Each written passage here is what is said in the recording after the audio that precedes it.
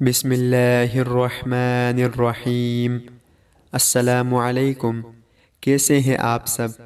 امید کرتے ہیں کہ آپ سب خیریت سے ہوں گے۔ ہماری دعا ہے کہ اللہ تعالیٰ آپ سب کو خیر و عافیت سے رکھے۔ پیارے دوستو، ہمارے پیارے نبی کریم صلی اللہ علیہ وسلم کی کچھ حدیثیں آپ کے سامنے پیش کروں گا۔ آپ سب دوستوں سے گزارش ہے کہ ان حدیث کو یاد کر لیں اور اپنے دوستوں کے ساتھ بھی ضرور شیئر کریں۔ آپ سب دوستوں کا بہت شکریہ۔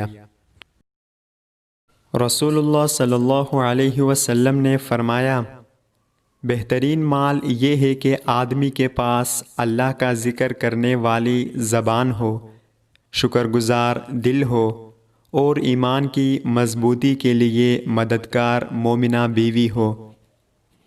رسول اللہ صلی اللہ علیہ وسلم نے فرمایا، جو لوگ اللہ کی رضا کے لیے اکٹھے ہو کر اللہ کو یاد کرتے ہیں، آسمان سے ان کے لیے اعلان کر دیا جاتا ہے، چلے جاؤ کہ تمہیں بخشا جا چکا اور تمہارے گناہ بھی نیکیوں میں بدلے جا چکے۔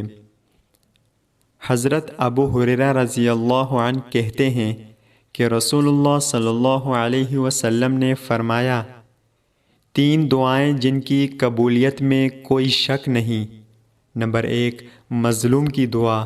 نمبر 2، مسافر کی دعا۔ نمبر 3، والدین کی دعا اپنی اولاد کے حق میں۔ اللہ تعالی ہم سب کو ان پیاری حدیث پر عمل کرنے کی توفیق عطا فرمائے، آمین یا رب العالمین۔ السلام علیکم ورحمۃ اللہ وبرکاتہ۔